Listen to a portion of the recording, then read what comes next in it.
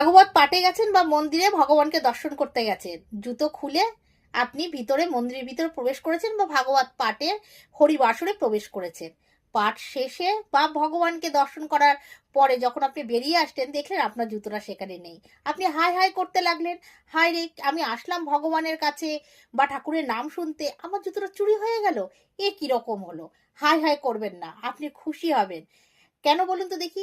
আপনার জুতো যদি কেউ নিয়ে যায়, তাহলে কিন্তু আপনার যে দুর্ভাগ্য, যে আপনার যে খারাপ যে জিনিসগুলো, সে তা আপনার সঙ্গে করে নিয়ে চলে গেছে। আপনি বুঝবেন আপনার আগামী দিন ভালো কিছু ঘটতে চলেছে। আপনি নতুন করে আবার জুতো কিনে নেবেন। আবার অনেকে আছে, জুতো চুরি হয়ে গেছে দেখে সে অন্যের জুতো পরে চলে আসে। করবেন না কিন্তু। তাহলে কিন্তু সেই ব্যক্তির দুর্ভাগ্য বা খারাপ কিছু আপনি কিন্তু সঙ্গে করে বাড়িতে নিয়ে আসবেন।